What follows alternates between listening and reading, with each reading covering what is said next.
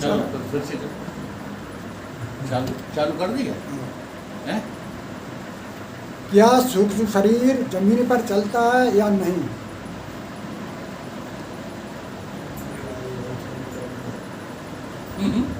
प्रश्न समझ में आया? सूक्ष्म शरीर ही क्या सूक्ष्म शरीर जमीन पर जमीन माने पृथ्वी, हाँ पृथ्वी पर चलता है या नहीं? अब देखो, इनका प्रश्न है सूक्ष्मता के विषय में और स्थूल होकर के प्रश्न कर रहे हैं। जरा देखिए, स्थूल होकर के प्रश्न कर रहे हैं और प्रश्न कर रहे हैं किसके विषय में? सूक्ष्म शरीर के विषय। तो जमीन पर, तो जमीन माने ये तुमको बाहर जो पृथ्वी दिखाई दे रही है, तुम केवल इसको ही जमीन कहते हो, है ना? इसी को तो कहते हो। और शायद तुम्हारा इरादा भी प्रश्न में यही है, क्या सूक्ष्म शरीर इस धरती पर, पहाड़ों पर चलता है, घूमता है? हैं? क्या बात करते हो? अगर नहीं घूमता है तो सपने में आज तुम पहाड़ों पर क्यों घूम रहे थे? और तुम्हारी रामचरितमानस में ये तुम्हारे सूक्ष्म शरीर के ही बारे में तो वर्णन बंद कर दो। वर्णन है, बिन पद चलो सुनो बिन काना, बिन पद चलो। तुम बिना पैरों के वहां चल रहे हो कि नहीं चल रहे हो? सपने में तुम्हारे पास पैर हैं? कान है, नहीं है कुछ? कुछ भी नहीं है। स्वप्न में तुम सारे अंगों से विहीन हो, फिर भी दौड़ रहे हो, चल रहे हो, खा रहे हो, पी रहे हो, सब कुछ कर रहे हो। कर रहे हो कि नहीं कर रहे हो? तो सूक्ष्म शरीर पृथ्वी पर चलता ही है। मैंने अनुभव किया है कि बहुत अनुभव करो है, कई एक साल जमीन पे नहीं चलो, कतो अधपर चलो बहुत या बड़ी भूल में हो। हाँ, तो तई ये जो तुम्हारे अनुभव हैं वो सब रद्दी कोटने वाले हैं। आपने सही अनुभव कर ही नहीं पाया। सूक्ष्म शरीर पहाड़ों पर घूम रहा था कि नहीं? हमें ये जवाब दो। वहां सूक्ष्म शरीर है, स्थूल आपके पास है ही नहीं। हाँ, नहीं, ऐसी है। सपने में सूक्ष्म या है। ध्यान में या ख्याल में आपके पास सूक्ष्म शरीर है कि स्थूल शरीर है? है सूक्ष्म शरीर। और वो सब कुछ कर रहा है कि नहीं कर रहा है? वो घास भी खोद रहा है तो पृथ्वी से ही खोद रहा है, कहीं और से खोद रहा है। और दूसरी एक और अनुभूति है कि बिना स्थूल के सूक्ष्म रह ही नहीं पाता है। और स्थूल बना है पृथ्वी से। 1 मिनट और बोल सकत? है? 1 मिनट और बोल नहीं, बीच में 1 मिनट हमें एक प्रश्न है। नया प्रश्न बन रहा है। नहीं वो प्रश्न है कि जब शरीर हम छोड़ दिए थे, शरीर नहीं चलेगा, फिर बस सूक्ष्म में कहाँ जाते, कैसे चलते हैं? शरीर आपने छोड़ा ही नहीं है, ये आपको भ्रम है। शरीर आप छोड़ ही नहीं पाओगे। हजारों बार जन्मोगे, हजारों बार मरोगे, फिर भी आप देह छोड़ ही नहीं पाओगे। अगर देह छोड़ जाते तो दूसरा देह तुमने पकड़ कैसे लिया? यही भ्रम तो निकालना है, छोड़ा पकड़ी का। तुम समझते हो कि शरीर केवल मेरा ही है।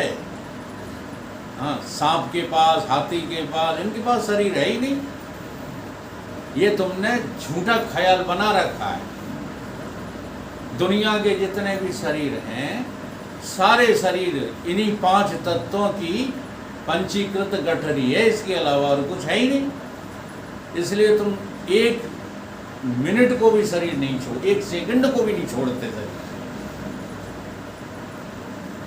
जैसे उस दिन किसी संत का वाक्य मैंने दोहराया था, जाता नहीं है कोई कहीं दुनिया से दूर हटके,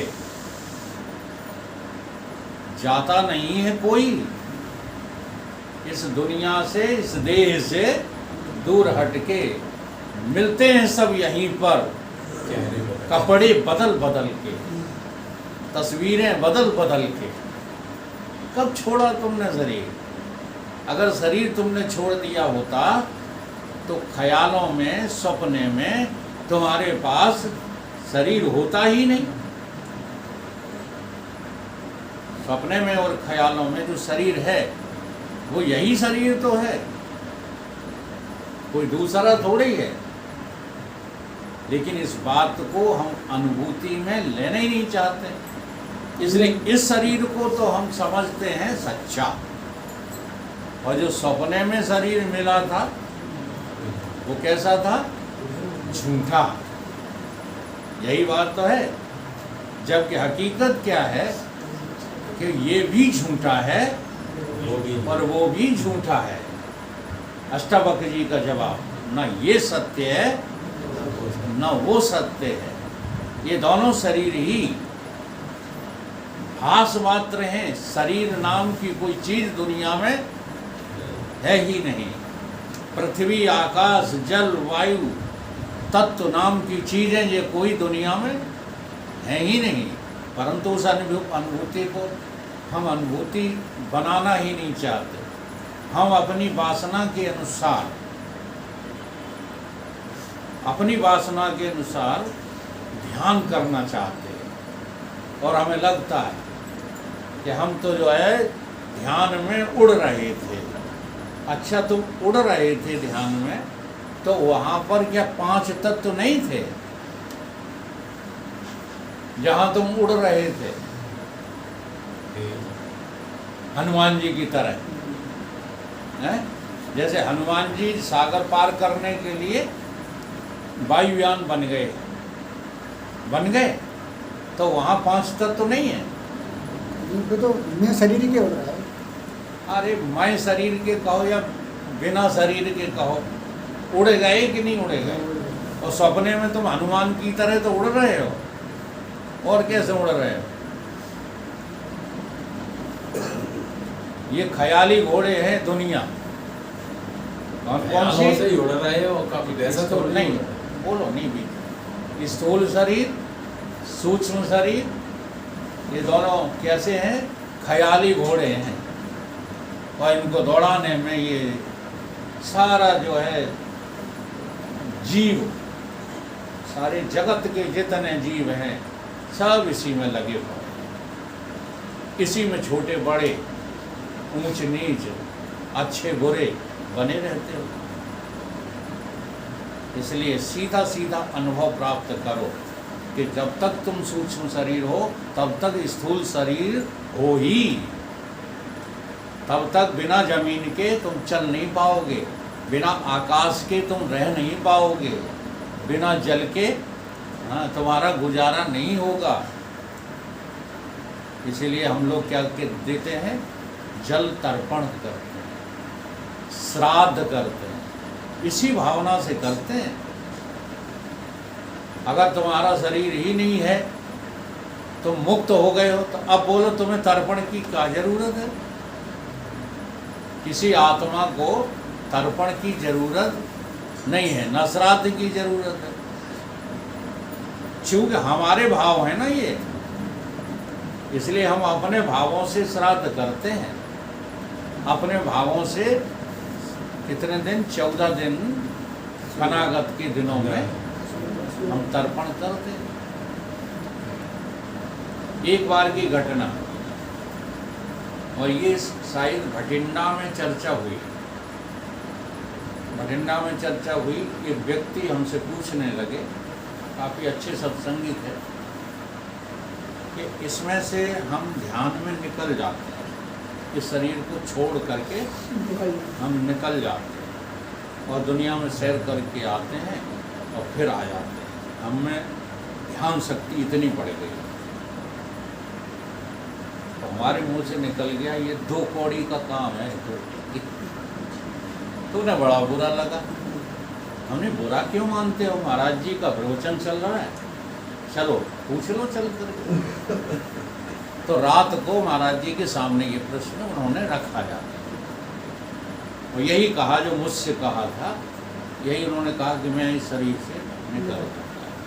तो महाराज जी ने कहा कहीं कोई नहीं निकल जाता है, इसकी आपको अनुभूति नहीं हो रही है, भ्रमित हैं। फिर उन्होंने एक उदाहरण दिया। एक समय मेरी एक शिष्या थी, और वो ध्यान पर मेरे सामने बैठी, थोड़ी देर बाद वो चीखने लगी। वो कहने लगी कि महाराज जी मैंने शरीर छोड़ दिया है। अब देखो आवाज आ रही है उसी स्थूल शरीर से, हाँ स्थूल शरीर से आवाज आ रही है। वो कह रही है मैंने शरीर छोड़ दिया है महाराज जी, अब मैं अपने शरीर में प्रवेश करना चाहता हूँ। है स्त्री और शब्द बोल रही है पुरुष के। इससे सिद्ध होता है कि जो जीवात्मा है वो न स्त्री है, न पुरुष है, न नपुंसक है। और यही श्रुति कहती है नेव स्त्री न पवनेश न चिव्याम नपुंसका यद्यत् शरीर माधुते तेन तेन संयुज्यते। तुम जहाँ बैठ जाते हो वैसे लगने लगते हो नहीं। सच्ची बात है, तुम कल्याण सिंह नाम के वस्तु हो ही नहीं, तुम ब्रजेंद्र हो ही नहीं, हम सुरेंद्र हैं ही नहीं। लेकिन मान नहीं रहे, न मानने के कारण चिपके हो अपने अपने जो है हाँ चीजों से, ये चिपकना छोड़ नहीं रहे। समझ लो इन बातों को। इन बातों को यदि नहीं समझ पाओगे तो ये ज्ञान धोती बातें रह जाएंगी। जब इन बातों को सोचोगे तुरंत वैराग होता है श्रीमान, सोचते ही नहीं। तो महाराज जी कहने लगे कि मुझे भी आश्चर्य हो रहा था, मैं भी घबरा गया एक क्षण के लिए कि अब मैं इसको वापस कैसे लाऊं। लेकिन दूसरे ही क्षण मेरी बुद्धि ने काम किया कि अगर ये जो है निकल गई है, अच्छा ध्यान दो, तो इस समय बोल कौन रहा है। विचार की बात है ये जो शरीर पड़ा हुआ है स्त्री का, इसमें बोल कौन रहा है कि महाराज जी मैं निकल गया हूँ, वो अब मैं प्रवेश करना चाहता हूँ। पुरलिंग भाषा बोल रहा है, लेकिन मैं कर नहीं पा रहा हूँ, मेरी सहायता करो हे गुरुदेव, मेरी सहायता करो। देखो गुरुदेव को पुकार रहा है जीव। ये गहरी वासना है गुरु जी की। जो लोग गुरु भक्त हो जाते हैं, पूरा नाटक गुरु भक्ति नहीं है। उन्हें मरते जीते चलते फिरते उठते बैठते समझे, खाते पीते अपने गुरु की मूर्ति का साक्षात जो है हमेशा होता रहता है। वही गुरु भक्त होते हैं। तो अब वो चिल्ला रही है कि चिल्ला रहा है, अब यही फैसला कर, गुरु जी के हम यही फैसला नहीं कर पा रहे, ये चिल्ला रही है कि चिल्ला रहा है। तब मेरी बुद्धि ने काम किया, कोई निकला विकला नहीं है, और मेरी हिम्मत बढ़ गई। तो मैंने कहा चिंता मत कर, मैं अभी तुझे शरीर में बुलाता हूँ। और मैं गया, गुरुजी ने साफ कहा, मैं गया, मैंने उसके गले में यहाँ जोर से दबा दिया और थोड़ा सा कान मरोड़ दिया, जिससे दर्द हुआ।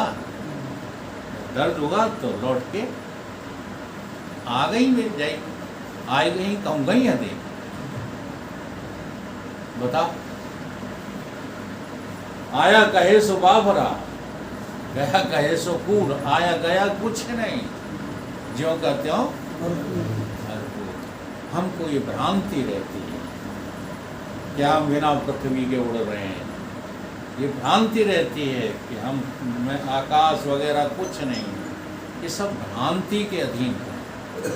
जब आपकी इस भ्रांति टूट जाएगी, दैहिक भ्रांति, तो आप फिर देह होकर के प्रश्न नहीं करेंगे, फिर आप जीव होकर के प्रश्न करेंगे। और जीव का एक ही प्रश्न है कि मैं हूँ कौन, आया कहाँ से हूँ, मेरा स्रोत क्या है, मैं क्यों भटक रहा हूँ। ये जीवत्व के प्रश्न हैं। अभी हम देहत्व में स्थित हैं तो हमारे सारे प्रश्न जो है देह की वासना को लेकर के ही होते हैं। तो इनके प्रश्न का यही जवाब है, ऐसा आत्मज्ञान के पूर्व ऐसा कोई काल नहीं है जिस काल में तुम बिना पृथ्वी के, बिना जल के, बिना अग्नि, वायु और आकाश के रह सको। ऐसा एक क्षण भी नहीं। और जब तुम्हें आत्मबोध हो जाएगा तो आत्मबोध के बाद में न आकाश है, न वायु है, न अग्नि है, न जल है, न पृथ्वी है। वासी व देश को जहाँ पार ब्रह्म का खेल, दिया जले अगम का बिन बात दे। वहाँ काई की पृथ्वी, ऐसा आकाश, आकाश भी हम ही हैं, पृथ्वी भी हम ही हैं। समझ रहे? शरीर हैं तो हम ही हैं, और अशरीरी हैं तो हम ही हैं, हमारे अलावा कोई दूसरा है ही नहीं। लेकिन ये होगा कब? आत्मज्ञान के बाद। जब तक आपको ये सब सत्य लग रहा है, ये जो जगत है ना, इसे कहते हैं व्यवहारिक जगत, ये जब तक सत्य लग रहा है तब तक आपको अलौकिक जगत की आवश्यकता नहीं है। झूठ बोलते रहते हैं। अलौकिक जगत वही चाहता है जिसने इस जगत से वैराग ले लिया। हम इस जगत से वैराग लेना ही नहीं चाहते, क्योंकि ये जगत हमको बड़ा प्रिय है, ये देह हमको बड़ा प्रिय है। देह की प्रियता जीवत्व की प्रियता नहीं है। अब कुछ उदाहरण आए हैं, अब पता नहीं वो सच्चे हैं या झूठे हैं, लेकिन आए हैं, समाज में कहानियाँ बनी हैं, तो अपन को भी विश्वास करना है। वो विश्वास से आपको अनुभव हाथ लग जाएगा। जैसे लैला मजनू बताते हैं, लैला की पिटाई होती थी तो मजनू के हाथ में डंडा उछल जाते थे। वो मजनू की पिटाई होती थी तो लैला के हाथ में उछल जाते थे। यानी कि देह है दो, लेकिन जीवात्मा एक। अब इसको वेदांत कैसे कहता है? वेदांत इसको ऐसे कहता है कि देह भी एक ही है और जीवात्मा भी एक ही है। किस नाते? गुणों के नाते। इसलिए सूत्र दे दिया भगवान ने, प्रकृति क्रियामाणान गुण कर्म सर्वशः अहंकार विमूढ़ात्मा कर्ता अहमिति मन्यते। अब वहाँ एक जो आए थे गीता मर्मज्ञ, सारी गीता बोल डाली उन्होंने, लेकिन कुछ भी अनुभव नाम की चीज नहीं। बिना अनुभव के गीता बोलते रहते हैं और लोग कहते रहते हैं बड़े विद्वान हैं, बड़े विद्वान हैं। और जब मैंने स्टेज से पोल खोल दी तो उन्हें क्रोध आ गया, लड़ने को भिड़ने को तैयार है। ये हाल है विद्वानों के। इसलिए विद्या वही जैसे भेद मिटेगा। चिंता मत करो, गीता याद हो चाहे ना हो, चौपाइयाँ याद हो चाहे ना हो, लेकिन एक एक चौपाई, एक एक श्लोक का अनुभव जीवन में करो। तो जब भगवान कहते हैं कि प्रकृति काम करती है, तू करता मत बन, यही तो कह रहे हैं इस लोग। तो इससे ये क्या अर्थ निकल रहा है? इससे ये अर्थ निकल रहा है कि तुम्हारा सूक्ष्म, तुम्हारा स्थूल, ये सब प्रकृति का कार्य है। तुम्हारा इसमें कुछ भी नहीं है। क्या क्या ध्यान करो, क्या ख्याल करो, क्या साधना करो कि चाहे कुछ हो जाए, हाँ, चाहे जितने दुख आ जाएं, चाहे जितने सुख आ जाएं, चाहे जितनी बाहर संपदा बढ़ जाए, चाहे जितनी समस्याएं बढ़ जाएं, इनसे हमारा कोई ताल्लुक है नहीं। ये अनुभव करो। पहले विश्वास, गुरु के वचन पर पहले क्या करो? विश्वास, और उस विश्वास के आधार पर करो अनुभव। जब तुम ऐसा कर लोगे, अब बता दो तुम्हें सत्संग के अलावा प्रिय क्या लगेगा? तो झूठी बातों में तो कुछ है नहीं भाई, कि सत्संग में भी श्रेष्ठ हैं हम और व्यवहार में भी। ये श्रेष्ठता दो जगह नहीं चलेगी। व्यवहार नाम की कोई चीज है ही नहीं, प्रतिभास नाम की कोई चीज है ही नहीं। केवल आत्म तत्व ही सर्वत्र विद्यमान है। ये गुरु की बात का विश्वास करो, तभी आप इसकी खोज की तरफ आगे बढ़ पाएंगे। तो आपके प्रश्न का यही जवाब है कि चाहे सूक्ष्म शरीर हो, चाहे स्थूल शरीर हो, ये 5 तत्वों के सहारे के बिना चल नहीं सकते। ठीक है, इसका बाहर जो कर्म करोगे, व्यवहार करोगे, उसका अधिष्ठान क्या है? उसका अधिष्ठान स्थूल ही शरीर है। और जब तुम ध्यान करोगे, तुम कल्पनाएं करोगे, जैसे अभी अभी वो लड़की का उदाहरण दिया महाराज जी वाला, है ना, तब भी तुम्हारा आधार क्या रहेगा? यही 5 तत्व। हाँ, अधिष्ठान क्या रहेगा? यही 5 तत्व। जब तुम व्यवहार से और प्रतिभास से ऊपर उठ जाओगे, तब तुमको ये बेचैनी होगी कि हाय हम हैं कौन। विकल होकर के रोना ही मिलन की राह सच्ची। फकीर जी ने एक जो है पंक्ति लिखी है, तुम विकल तो होते ही नहीं, व्याकुलता तुम्हारे अंदर है ही नहीं। अपने को जानने की, परमात्मा को पाने की व्याकुलता नहीं है। जितनी व्याकुलता होती है, जितना हेत हराम से है कि नहीं, सुबह से शाम तक काय में लगे रहते हो? बताओ। कोई इतना सरल विषय नहीं है परमार्थ, जितना हमने समझ लिया कि 24 घंटे में 1 घंटा कर लेंगे सत्संग। हाँ, गुरु जी के शिविर में चले जाएंगे साल में 1 बार, इससे काम बनने वाला। 24 घंटे आप इस पे आमादा हो जाओ, तो वो जो विकलता है, वो विकलता इसी बात की है कि मुझे अभी अपना पता चलाना है कि मैं हूँ।